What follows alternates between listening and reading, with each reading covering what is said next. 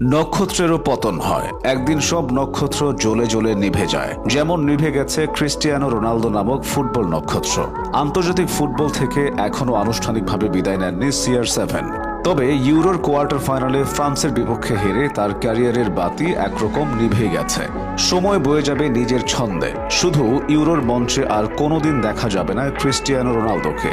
হয়তো সম্ভবত কথাগুলোর আর কোনো মূল্য নেই। পরের বারও নিশ্চয়ই ইউরো কাপ খেলবে পর্তুগাল।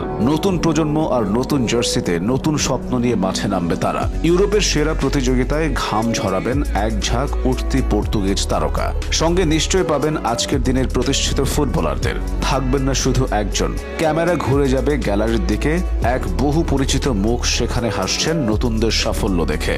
আনন্দে চিৎকার করছেন, গোল মিস হলে আফসোস করছেন। পর মুহূর্তেই উৎসাহ দিচ্ছেন তার দেশ পর্তুগালকে। না, তখন আর তার গায়ে মেরুন জার্সিটা থাকবে না, পিছনে লেখা থাকবে না সেই বিখ্যাত 7 সংখ্যাটি। 2028 ইউরোয় তিনি আর প্রধান নায়ক নন, পার্শ্ব চরিত্র নন। ফুটবলের রঙ্গমঞ্চ থেকে দর্শকের আসনে নেমে আসা এক প্রাক্তন, যিনি ইউরোয় শেষ ম্যাচ খেলে ফেললেন ফ্রান্সের বিরুদ্ধে। শেষ ম্যাচ কথাটা বলতে অস্বস্তি হয়, বলে ফেলার পর অবিশ্বাস করতে ইচ্ছে হয়। না বলতে চাওয়া অনেক কথা আটকে রাখা যায়, কিন্তু জীবন চলতে চলতে যে কখন নির্মম হয়ে উঠবে মানুষ সে আন্দাজ করতে পারে না। অবশ্য আভাস আগে থেকে ছিল। স্লোভেনিয়া ম্যাচের পর খোদ রোনালদো জানিয়ে দিয়েছিলেন এটাই তার শেষ ইউরো। ফ্রান্সের কাছে হারার পর সেই কথাটি এখন সবাইকে কাঁদাচ্ছে। যে আবেগ টিকে থাকবে বছরের পর বছর, যুগের পর যুগ।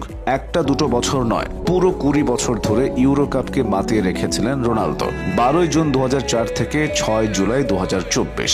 ফিগোর পাশে 17 নম্বর জার্সি থেকে 7 নম্বর জার্সিকে নিজের নামে পরিচিত করে তোলা। পথের দুপাশে অসংখ্য রেকর্ডের মাইল ফলক। সবচেয়ে বেশি 6 বার ইউরো খেলার নজির, 14টা গোল, 8টা অ্যাসিস্ট। শুকনো তথ্য পরিসংখ্যানেই পাতার পর পাতা ভরে যেতে পারে। রেকর্ডের আরেক নাম রোনালদো। রেকর্ডের বাইরেও আছে আরেক রোনালদোর নাম। 2016 ইউরো জয়। যে কাজ ইউসেবিও ফিগোরা করতে পারেনি, সেই কাজ করেছেন রোনালদো পেপেরা।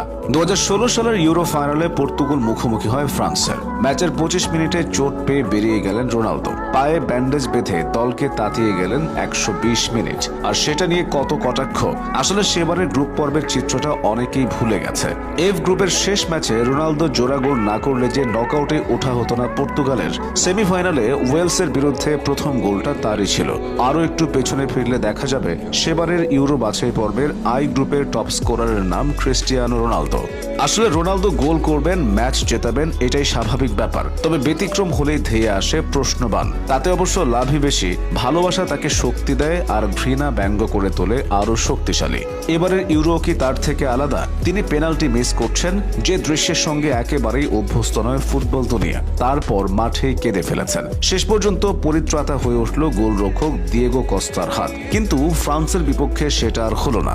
যেখানে মন খুলে হাসার অবকাশ নেই, আছে শুধুই বিচ্ছেদের বিষাদ। ইউরো নামক মহাকাব্যে রোনালদো নামক নক্ষত্রের বিদায়। এত কিছুর পরও রোনালদো হয়তো একটা বিষয় নিয়েই সব থেকে বেশি আফসোস করবেন, সেটা হলো বিশ্বকাপ। বিশ্বকাপ জিততে পারেননি এমন কিংবদন্তিদের তালিকাটা খুব একটা ছোট নয়। Johan Cruyff, Eusebio, Luis Figo, David Beckham, Socrates, Zico, আরো কত কত নাম। সেই তালিকায় রয়েছেন ক্রিস্টিয়ানো রোনালদো। তবে উপরের নামগুলোকে যেমন ফুটবল ভোলেনি, রোনালদোকেও তেমনি কেউই ভুলবে না। প্রিয় রোনালদো, আপনি থাকছেন ভক্তদের হৃদয়ে, আপনি থাকছেন অসংখ্য স্মৃতিদের ভিড়ে।